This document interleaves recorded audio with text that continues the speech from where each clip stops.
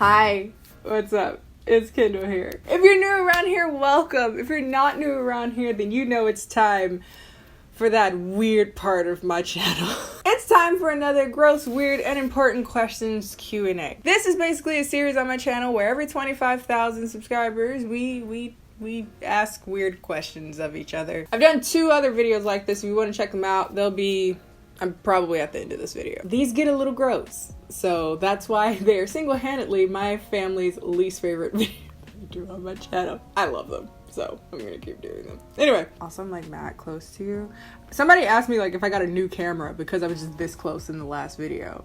No, it's just got a little closer. Oh, speaking of the last video, thank you for everyone that's been super enthusiastic about my collaboration with Wish Trend. If you didn't see the last video, basically I've come out with my own skincare box with Wish Trend. If you haven't seen that video, check it out, and you can also check it out down in the description box if you haven't already. And okay, that's enough. Let's get started. So this time we switched it up. This time we did Instagram instead of Twitter. I was just curious if the quality of questions would be any different. I actually haven't read most of these, and it's 100 and something questions. Would you rather have Namjoon be hitting it from the back while calling you daddy? It's a kink. Or have Dean spit in your face every time you make eye contact.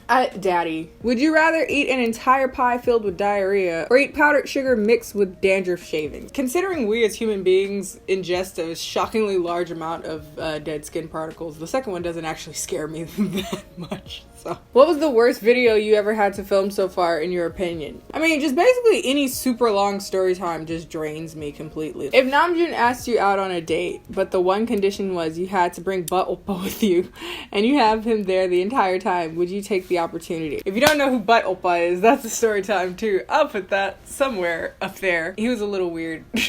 Shocker. Yeah. We can all tag along. I'll just act like he's not there. That's kind of what we've been doing for the last 2 years anyway, so sounds like fun to me. What was your most awkward encounter with a fan? The word choice. I mean, I had one that was kind of awkward that I still haven't told yet. But to be honest, more so than awkward encounters with viewers of mine, I've just had awkward conversations with acquaintances of mine that don't know and find out somehow. That's more of the awkward part. Would you rather be 7 feet taller than you are now or have no kneecaps? Peace out, kneecaps. Would you rather have penis fingers or vagina ears? Vagina ears. That sounds like a rap lyric waiting to happen. All I hear is no, let me stop. If you had to live on a different planet in our solar system, slowly based on the aesthetics / what's associated with each planet, what would it be? It would be either Mars because Martians, or Venus because the goddess of love and stuff. Because I'm so friggin' lovable. Yanni or Laurel? Should I even answer this one? It's been 4 days. Do people still even care? Technically, I've heard both. How many ducks do you think you can fit in your mouth? Are we thinking ducklings? Because if we're thinking small ducks, I think I could get at least 6. If it's a full-ass duck, probably 3/4 if we start from the head. Why did I think that out so thoroughly? If Dean and Ratmon both offered to suck your toes, who would you let suck them? Do I have to choose? I have 2 feet.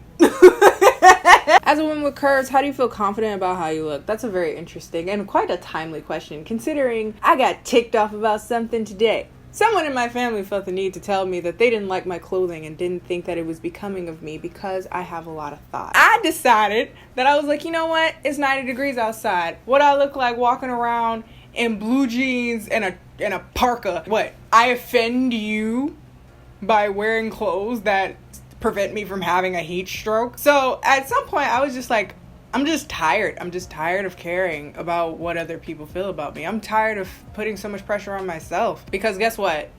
If you were thinner, people would they'd find something to be mad at you about anyway. Feeling insecure about your body is because either A, people around you have conditioned you to make you feel like you should feel uncomfortable, like you don't deserve to feel comfortable in your body. And then probably the second thing that comes along with that is that you yourself put so much pressure on yourself because you feel as though you don't deserve to feel comfortable in your body. And it's still something that I deal with from day to day, but at some point I'm just I'm gonna spend all this time trying to fit into somebody else's mold of what is acceptable, and at the end of the day nobody else matters. They really don't. That takes some balls, don't it? to say like another person's body is offending you, like what it looks like and how it moves and how it performs, as if it's like your body. It's fascinating. That takes some presumption, right? It's like, oh, when you got dressed today, you got dressed for me and you're offending me because you're not what I wanted you to look like. And I just realized that other people don't deserve to have that much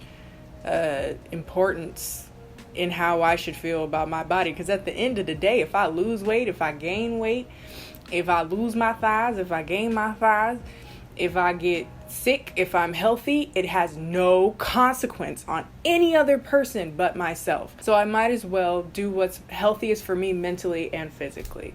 That was a very long answer to that question, but that's how I'm feeling right now. Next question. What is the story of your first kiss? So it's actually not that exciting. It was actually just very, very stupid. I was in like 3rd grade and I was arguing with a kid that was like a solid foot shorter than me. And we're like arguing, and like in the midst of like arguing, he jumps and just plants one. I gotta admit, that is some precision that bruh, like, that's some precision, right? And I don't remember what we're arguing about, but I just remember being so much angrier afterwards. If I'm not mistaken, I pushed him, and then he just kept following me all day. What's the story you want to tell so bad, but you can't? So that's me on Twitter talking about there's one particular story that I want to tell so bad. Obviously, I'm still not going to tell it. But basically, it's just like a story that I can't tell because I'm guessing a lot of things, but I get more and more evidence as the years progress, and I just think it's really, really funny because I'm being proven right more and more as time progresses.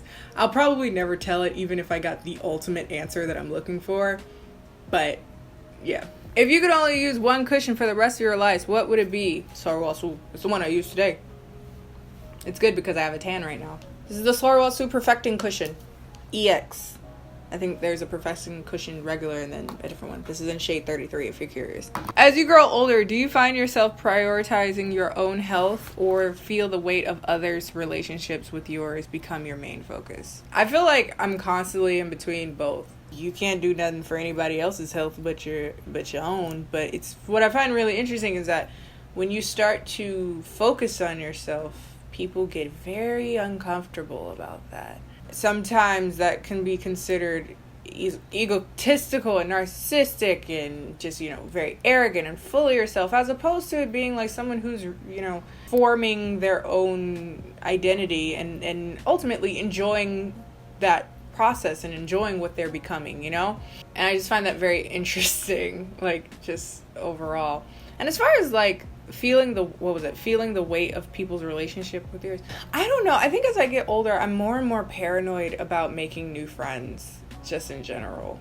I don't find my relationship with new people to be particularly pertinent. And that sounds bad because, like, as you get older, you just meet new people, right? And I'm kind of in that place where I kind of have to. It's like, Kendall, you're kind of young to, like, be a shut-in. But even, like, pre-existing people that have always been in my life or have been in my life for a very long time, I am trying to find that balance between giving them the attention that they deserve as a friend or a family member of mine, and also just being there for myself. Would you rather be deaf with shit eyesight or be blind with really bad hearing? Isn't that the same thing? Was that supposed to be like a trick? Like, that's the same thing, no? Will you ever get to the point where you feel like you own way too much makeup? Well, technically, I've reached that point several times. That's why I give away so much makeup. I kind of keep only 2 things right here, so I don't get carried away crazy, but I kind of just want to buy a new thing.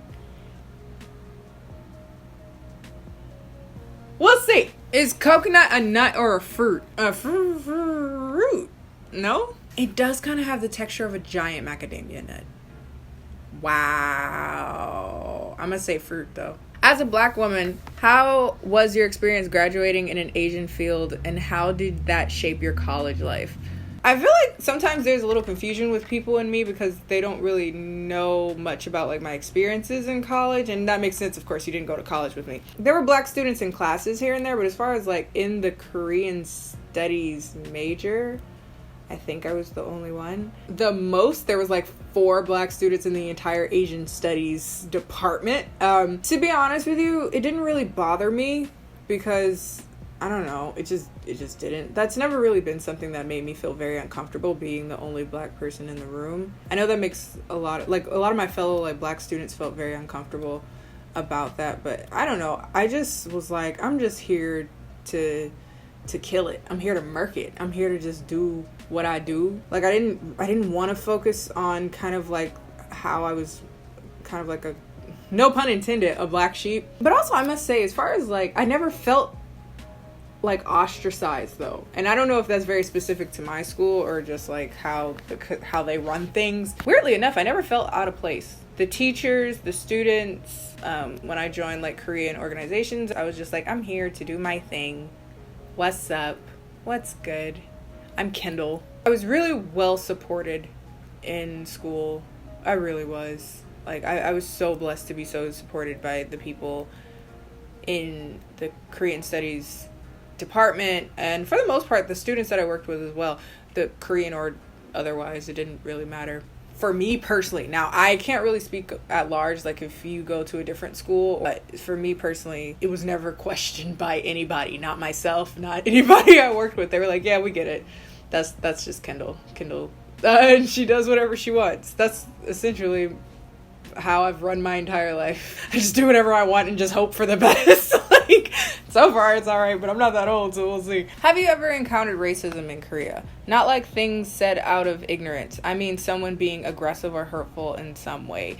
Is Korea safer for people of color than America right now? Okay, that's a loaded question. I'll preface my answer to that like this. I want people to notice that I've never made a Black in Korea video, and I did that very purposely, very mindfully. I don't feel like I'm the best person to speak on that because I am not stereotypically someone that would be very, very much so a target.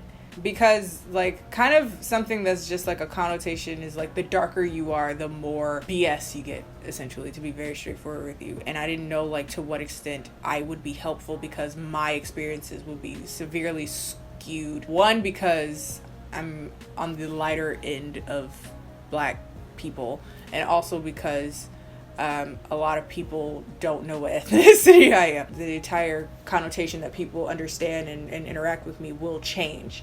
And so I didn't feel that I was the best person to answer that question. Also, I felt like in the Korean context, I made it was very rarely that I was in a situation where people didn't know that I could speak Korean / understand everything that was happening. And when someone knows that they are understood, they're a lot more guarded about what they say. But to answer your question objectively, I've never had any outward blatant racism. I have had some like underhanded comments that I wouldn't get because I don't have like contextually the ability to understand that was like a underhanded thing that somebody was saying to me until I like brought it up with other Korean friends later, and they'd be like, that was some BS. You know, you should have told them off. You should have did this, that, and the other. Is Korea safer for people of color than America right now?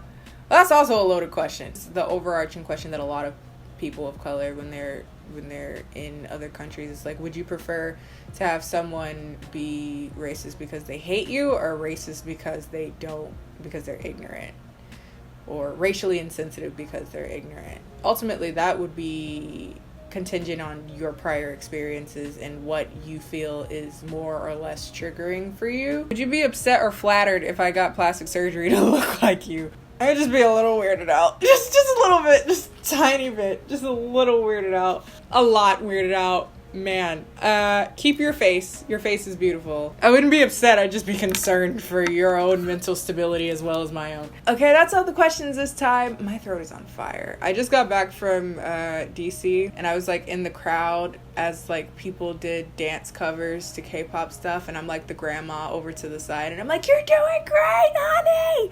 You're doing so well. And now my throat is on fire. If you like this video, don't forget to like this video. I really appreciate it. Follow me on my social media. That is Instagram, Twitter, both of which are KennieJD. If you like this one, you should watch some of my old weird important questions Q&As. They will be right here. Subscribe. You watch this long. So I'll see you guys next time. Bye.